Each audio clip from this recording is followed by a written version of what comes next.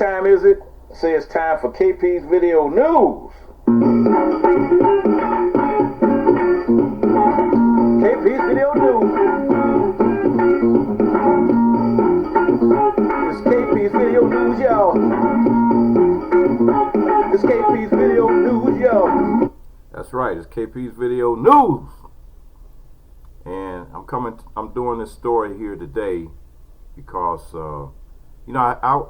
I think of maybe about when school was still in session before everything got shut down for the coronavirus nationwide.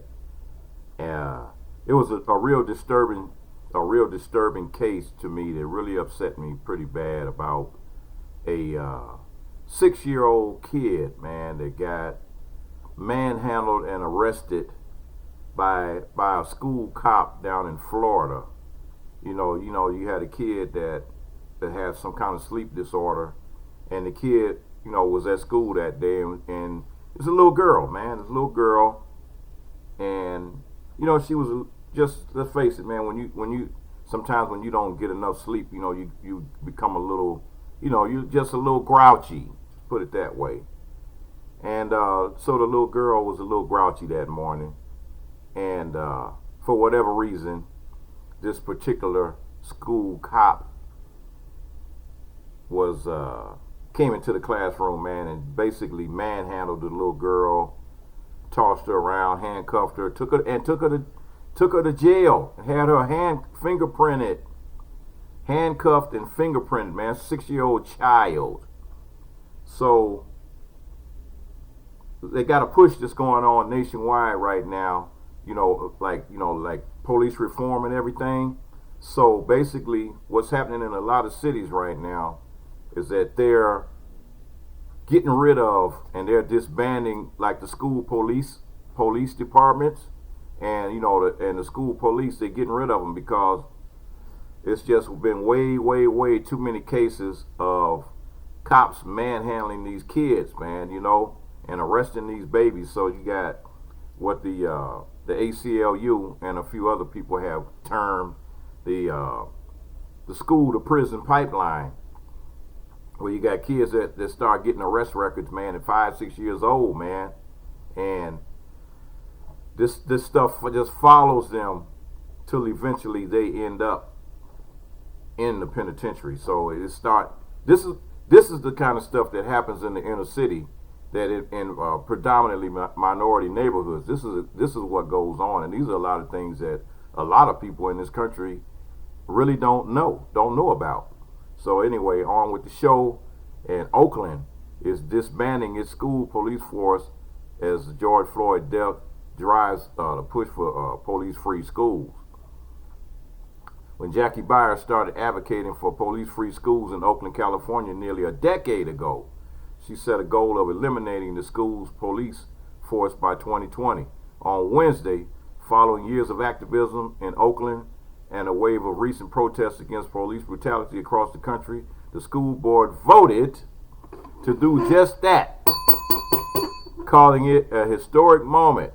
The unanimous vote exemplified the current momentum in the movement by students and activists across the country to cut ties with police departments and remove officers from schools following the death of George Floyd at the hands of police in Minneapolis.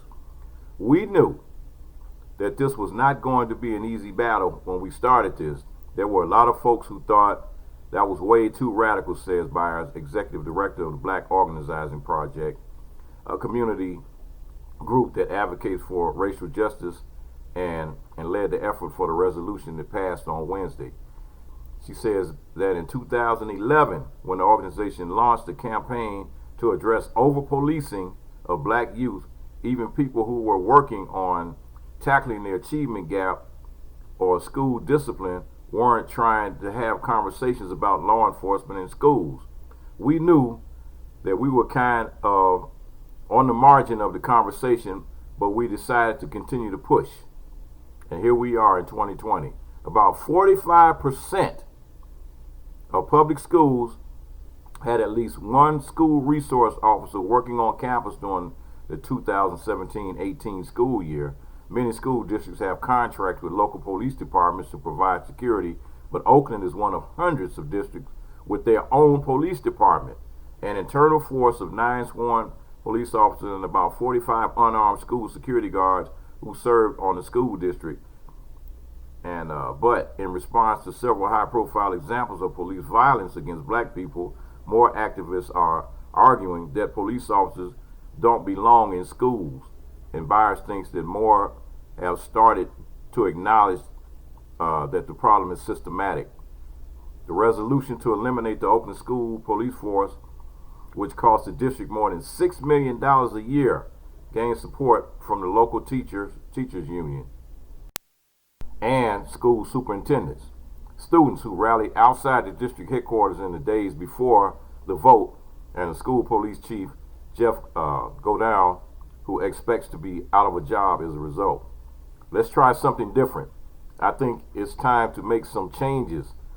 I assume when you talk to a lot of police and chiefs, they probably will tell you that the world's going to come to an end and everything's going to be horrible if we don't have police in schools. Said Godin. My answer to you is that they're wrong. In a sign of the recent shift in attitudes towards school policing in March, a resolution to cut 3 officer positions from the school police force failed by a 4-3 vote despite vocal advocacy from students and activists. On Wednesday, the George Floyd resolution to eliminate the Oakland School Police Department passed 7-0. A unanimous vote. The district will eliminate its police department by the end of the year and hire more social workers, psychologists, or restorative justice practitioners. In the coming months, the district will work with students, parents, teachers, and the BOP to create a new school safety plan. All right, go ahead on, Oakland. Our schools do not need police. We need mentors to help guide us through the school and dismantle the school to prison pipeline. A student representative on the school board and a recent graduate of Oakland High School, on the days when he was late in running the school, Garbo, who is Afro-Latino, said he would slow down if he passed a school police car outside the building, worried that an officer might think he was running away from something or doing something wrong that shouldn't even be a thought that should be happening inside a school, and it shouldn't be happening inside. A kid shouldn't have to be worried, and going through those changes like that. So nationally, black students are far more likely than white students to be suspended, expelled, and arrested in school. In Oakland public schools, black students made up 73% of the school's arrests since 2015-2016 school year, but only 26% of the enrollment. 73% of the arrests, but only 26% of the enrollment, according to data cited in the resolution, which notes that such a deeply embedded and institutionalized form of preemptive policing has extremely significant consequences, foreclosing opportunities toward graduation, college, and employment for Oakland's black youth. The school police officers are not assigned to patrol specific schools, but they respond to about 1,000 calls for help each semester. And let's see, there shouldn't be a school district, there should not be an institution of learning anywhere in the United States where you need an armed policeman on the property, because if this is the case, you've got a bigger problem than having police walking the hallways. And such proposals have had, a lot of success, man, in other places. And, while the police officer's role in school has long been an issue and debate, removing them entirely seemed like a long shot to advocates. And, but it happened. It's not just cutting the contracts, he says, it's also changing a culture. It's changing a culture. And you have you also have a place, they actually did the same thing. And it's like I said, it's a movement. It's a movement nationwide. And it's a growing movement. And here's why.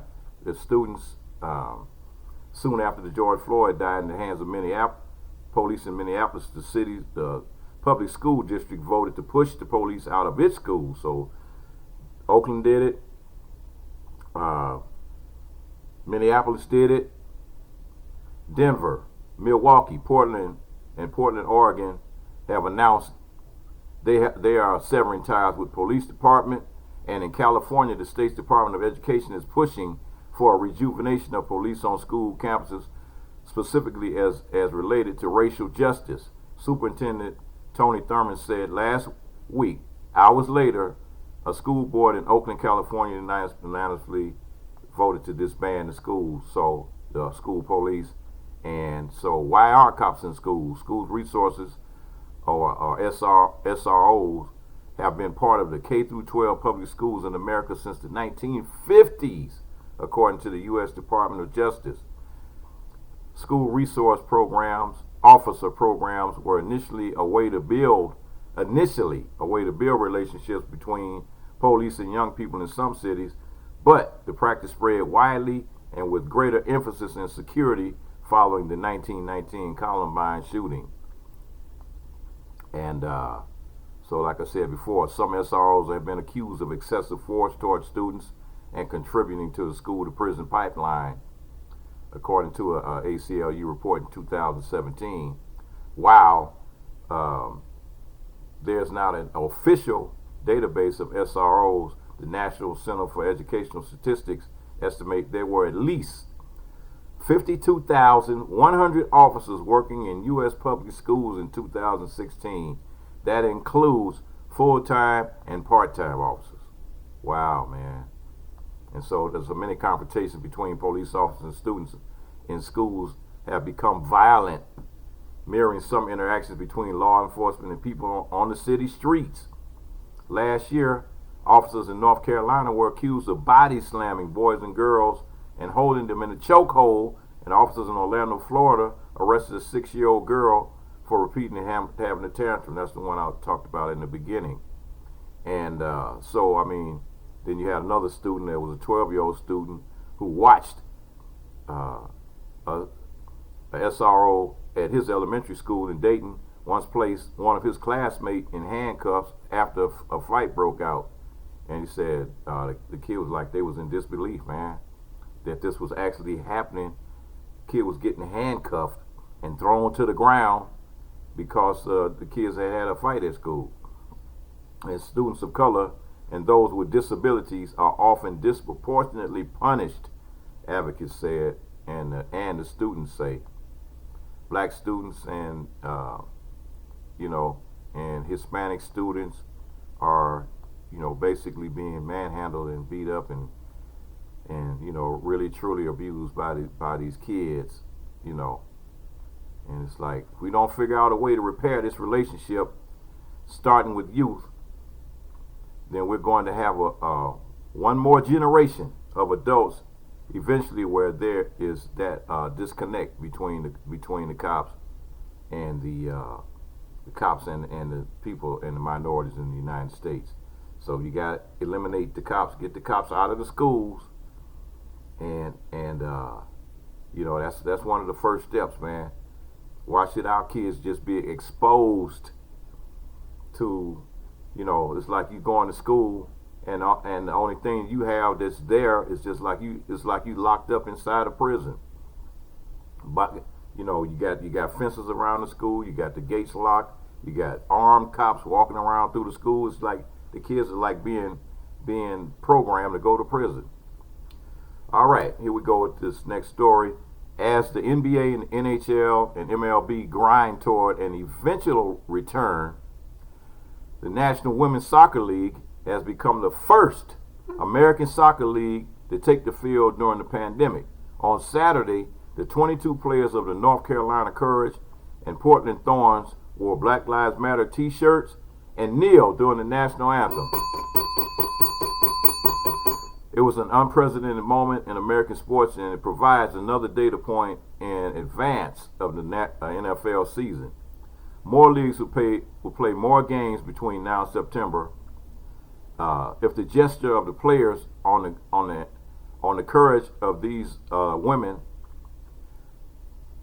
becomes the norm, kneeling during the national anthem during the NFL games would be regarded not as a shocking but as commonplace, which will take considerable steam out of the attacks that will be made on the NFL, the NBA, and NHL players and coaches for kneeling. And that's always, it's going to be a topic, man, because you had the DC dunce over there to try to twist the whole story up. It was all about police brutality against black people. That's what it's always been about.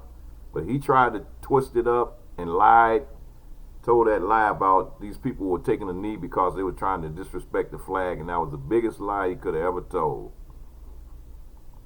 And so, you just can't trust that person. And that person right now is defending Russia, and Russia has had put a bounty. So that means they put money out. They were paying money to the Taliban to kill U.S. troops in Afghanistan, and it's been confirmed. The D.C. dunce, Idiot 45, has stated, "Oh, I didn't know nothing about it." Well, how come you didn't know about it? You're the doggone president. You supposed to know. Your intelligence people knew about it. They tried to tell you about it, but every time something comes up and it has Putin's name on it, you don't want to have nothing to say about it. So we've been sold a bill of goods by this person, and it's like it's a sad situation, man, a real sad situation, and we just like at bay here. We're being held at bay. They have three college students make history at Northwestern University as the first all-black MFA directing cohort. Jasmine Gunter, Simone Middlebrooks, and Tora Campbell have become Northwestern's first all-black MFA directing cohort, possibly making them the first all-black MFA directing cohort in the United States.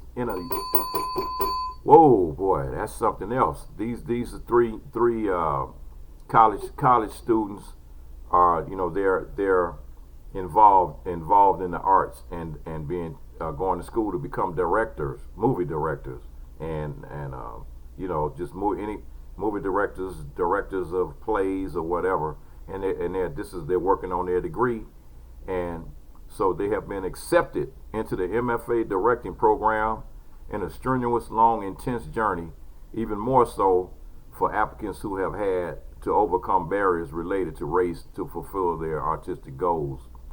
With blacks continues to fight for equal representation in the act still, every victory of being the first is monumental. Yet, with sorrow, we must ask why it takes so long for the barriers to fall. All three were Northwestern University top choices to fill these positions. And when you look at their credentials, you can see why, man. They got a list of credentials that is just extremely long here. And the world of theater has often too been complicit in systematic racism. An open letter addressed to white American theater released this week by 300 actors and playwrights such as Viola Davis, Cynthia Erivo, wrote the frustration with the exploitation and exclusion they experienced. Black Panther actor Michael B. Jordan made a speech at a Los Angeles protest pushing Hollywood to demand diversity, and a Facebook post playwright. The list is long, so they finally trying to get some representation, and hey, they complete these courses and get these degrees, then hey, they'll be doing their thing, man. They'll be doing their thing and become some movie directors out there. So this is coming up. It's coming up this weekend, but it's not coming up for me because I will not be celebrating that. And this is going to be my year of, said, Juneteenth, 1865, because my ancestors were not free in 1776. On July 4th, 1776, my ancestors wasn't free, so why should I celebrate the 4th of July? It's over! What time is it? Say it's time for KP's Video News. It's a brand new day. KP's Video News. Peace. It's KP's Video News, y'all. Peace.